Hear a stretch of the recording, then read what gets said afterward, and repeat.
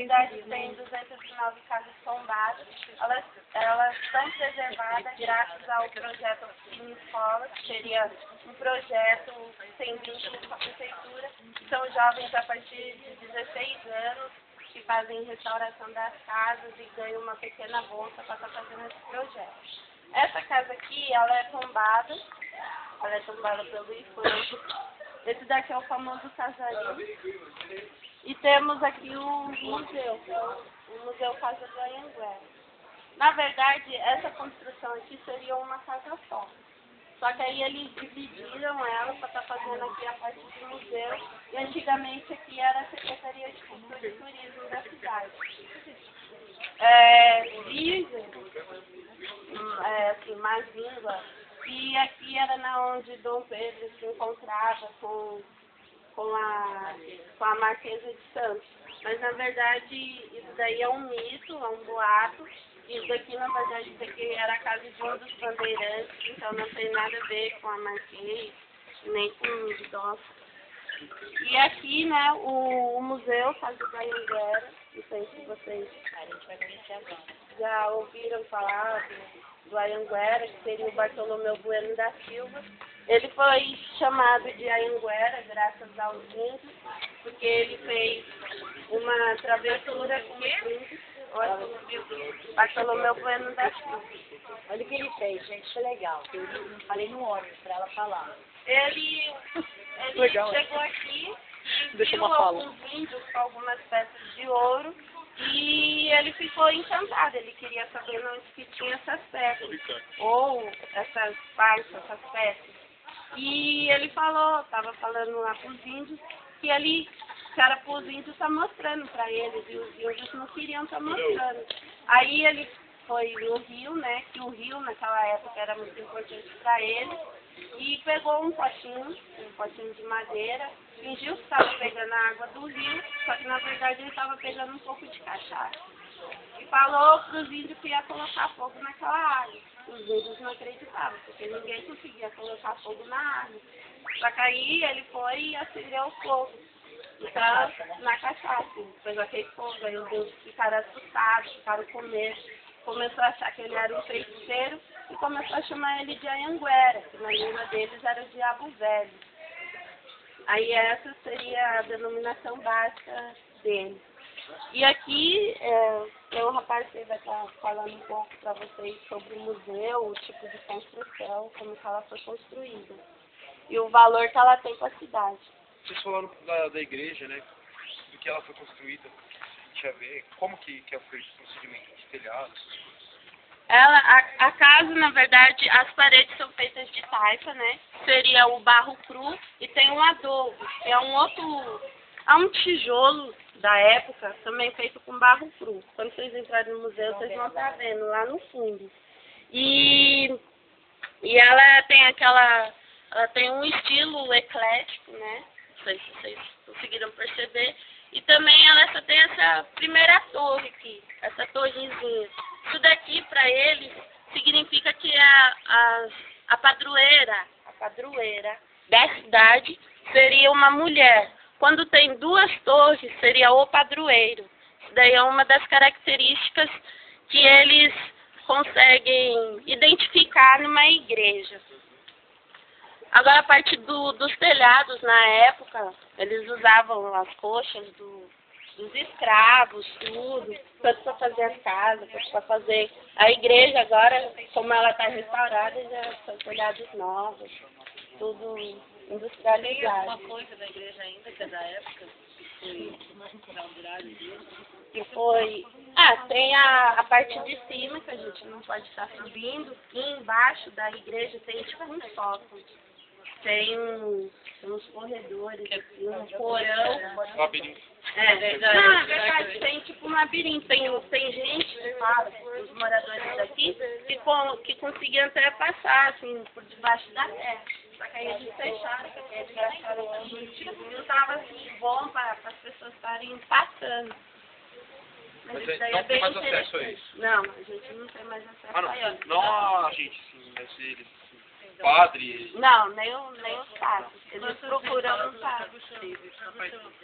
da parte de dentro, ela já teve umas 4 restaurações. Já perdeu a identidade de cada forma. Sim, não, porque eles procuram estar restaurando da mesma cor, tudo. Só uma cor que eles mudaram assim, porque a primeira cor da igreja era amarela, e na onde que tá agora amarela era branca. Aí eles fizeram ao contrário, mas essa é a nova restauração, foi feita no começo desse ano, porque ela estava toda assim, mofada, tudo. Mas essa foi a nova restauração que os meninos do projeto fizeram. Oi, Bruno!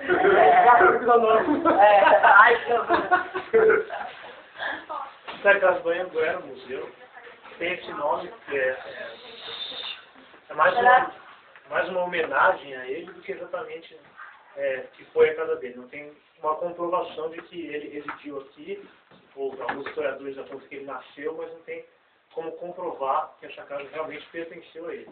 Mas como ele é um bandeirante nascido em Santana e contemporâneo com a construção da casa, é muito provável que ele tenha pelo menos passado. Passado porque os bandeirantes eram quase nômades, eles não se estabeleciam num lugar, faziam suas expedições, por lá ficarem assim desbravar no Brasil, atravessando a Tratado de Tordesilhas, que dividia Portugal e Espanha, é assim que a gente tem esse território brasileiro tão grande. Das técnicas de construção do museu, a gente tem aqui essas paredes de sustentação, que é uma técnica chamada taipa de pilão, onde eles faziam caixotes de madeira, colocavam terra crua, misturado com sangue de animais e ciúme, que era para dar liga, o barro não ceder. E elas eram bem grossas também, para sustentação, para proteção. Não, exatamente, porque tem um telhado, lá fora tem ali também um exemplar, tem os chamados cachorros. Eles sustentam o beiral, são chamados de cachorros, porque eles guardam a casa, justamente para que, se tivesse uma chuva, não molhasse o barro. Por isso que eles são bem projetados para frente, para não ocorrer esse tipo de situação, que o barro sente com a água. Nessa outra parede, que é essa daqui, atrás depois tem um recorte, vocês podem ver, ela é uma parede mais fina, porque ela serve somente para dividir o ambiente. É uma outra técnica na pau-a-pique, ou taipa de mão, onde eles faziam treliças de bambu e cipó, e aí preenchiam com barro também. Essa aqui, embaixo da janela, é uma construção característica de construção madeirista, que chama conversadeira, ou tete-a-tete. Alguém quer sentar junto, não? Fazer conversadeira, como é que era? Era fofoqueira que estavam aqui, gente, ó. Querem sentar? Tá bom, abri a janela. Ficava me contando assim, ó, tá? E aí ficavam olhando e eram as conversadeiras, né? Na verdade, o propósito maior era aproveitar a luz solar. Mas aí conversava, a vida de criança toda, né? Foi com o tempo, né? Foi Ficava ao lado da outra, né? Conversando sobre para espiar a vida ali. a vida alheia. E as janelas, elas Tá abrem, boa, né? para dentro, justamente por proteção também, para um ataque, um eventual ataque de um índio, de repente, para você não se expor na hora que você for abrir a janela. Por isso também que tem esse olho mágico de Deus.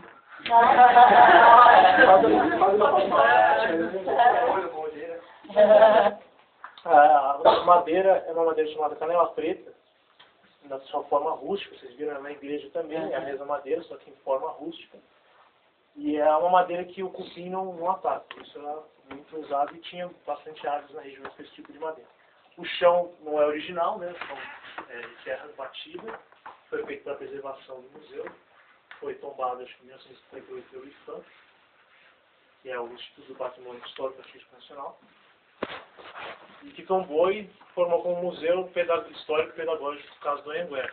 Os objetos que a gente tem aqui são todos doações de moradores, eles não têm um fator histórico tão grande quanto a casa, que a casa é a única remanescente de casa bandeirista urbana, feita em ambiente urbano, da segunda metade do século XVII. Então, o importante histórico é o do museu. É a edificação em si. Os objetos são doações de moradores, vocês podem ficar à vontade de fazer. Eu percebi. Você me viu ali, você me viu aqui, você me viu aqui. Vou começar a cobrar, né? Cuidado disso.